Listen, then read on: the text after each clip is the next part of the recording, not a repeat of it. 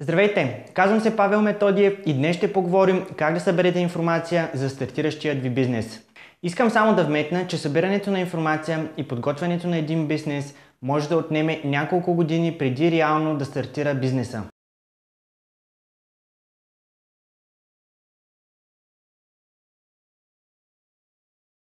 Навлизаме във времена, в които не е нужно огромно капиталово вложение, за да стартираш собствен бизнес. Времена, в които лесно можеш да набавиш информация за нещата, които те интересуват.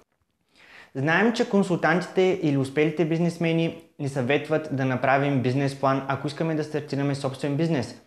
Но кое е нещото, което се крие зад бизнес планът? Защо той е толкова важен и каква ни е ползата от него, ако вече имаме бизнес идея и си мислим, че ще е успешна? Отговорът е много прост. Нещото, което се крие зад бизнес плана, е информацията. Информацията е толкова ценна, че без нея никой бизнес не може да просъществува. На много хора не им се занимава да пишат бизнес план и до някъде ги разбирам, макар да съм написал една дузина. Бизнес планът не е просто документ, който да представяте пред банки и инвеститори или просто в който сте написали писменно идеята си. Той показва реални стойности за вашите бъдещи доходи и разходи, реалната себестойност на вашите продукти или услуги, неща все пряко свързани с дейността ви. Тази информация я събирате от реални фирми и контрагенти, с които ще работите в бъдеще. Информация, на базата на която можете да изберете кой от 15 различни доставчика на една и съща суровина да ви доставя, защото вече ще имате реален поглед за пазара, цените и качеството. Като набирате информация за вашия бъдещ бизнес, вие започвате да трупате компетенция и познания в областта, в която искате да се развивате. Както никога до сега. Това се дължи на факта, че почвате да комуникирате с фирми от бранша. Обогатявате си речника, контактите и познанията до такава степен, че в един момент ставате компетентен в сферата си. Например, аз имам познания в областта на газираните напитки. И на пръв поглед, при едно пластмасово шише няма нищо специално и особено, но всъщност променливите са толкова много, че мога да говоря цяло едно предаване само за шишета.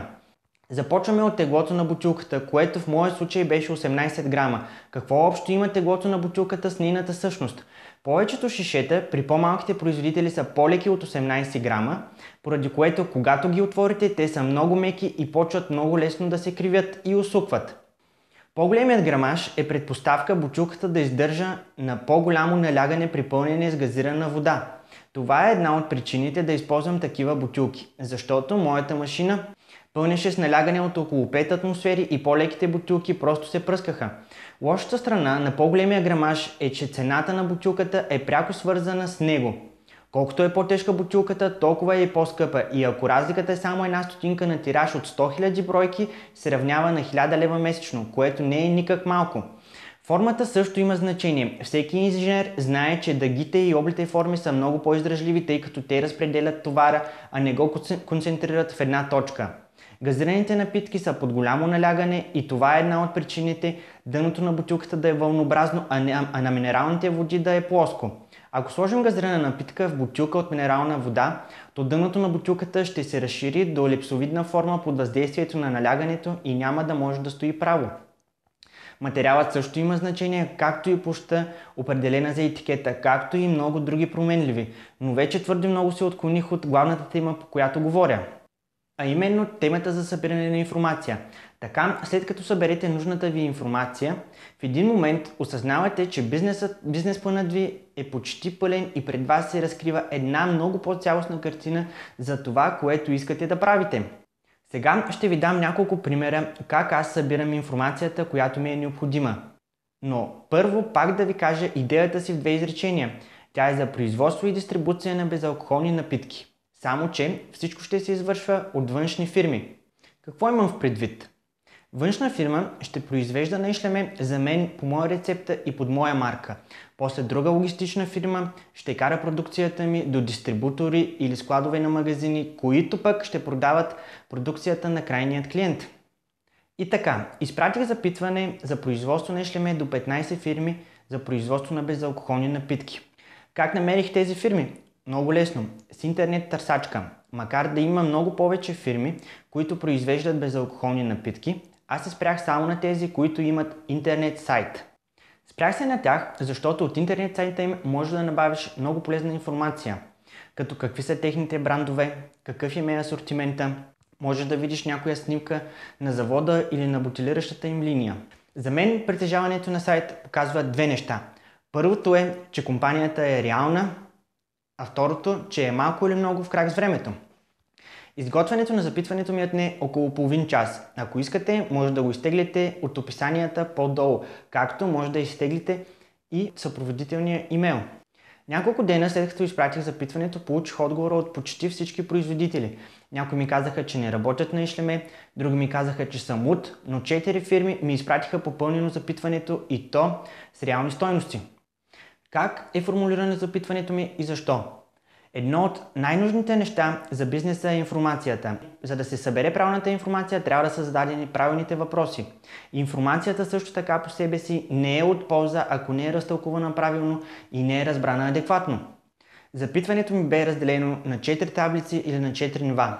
В първото ниво исках производителя да ми напише за какви минимални количества би се съгласил да произвежда за мен и какво време му е необходимо за изпълнение на заявката. Искам да е с минимални количества, защото продуктът ще е нов за българският пазар и отначало количествата ще са много малки и непостоянни и ще е много трудно да се работи на планова база. Затова искам да работя на база заявка, т.е. минимални количества и време за изпълнение на заявката. В следващите нива запитването ми е за това как ще се променя цената на продукта в зависимост от броя на поръчаните количества. Разделението на нива ми показва при кой производител в зависимост от поръчаната бройка бих стигнал по-рано следващо ниво, т.е. бих стигнал до по-ниски цени за по-малко поръчани бройки, както и коя е по-добрата цена на различния производител в зависимост от нивото. Това е много важно за мен в дългосрочен план, защото ако се стигне до сделка с някой от производителите, то съвместната ни работа ще е за дълъг период от време и се надявам да увеличавам поръчаните количества. По този начин ще мога да прогнозирам много по-точно бъдещата си дейност. Например, ако искам да сключа договор с някоя голяма верига магазини и те ми дадат прогнозни количества на заявки, аз много по-лесно ще мога да калкулирам себестойността на продукта спрямо офертата, която имам и съответно да дам максимално добра цена както за мен, така и за клиента. Другата причина, поради която исках да е с минимални нива на заявка, е за да преценя при кой производител мога да започна с най-малко първоначален капитал, т.е. най-малко риск. Ако искате да видите защо това е важно, може да видите другото ми видео, като кликнете тук.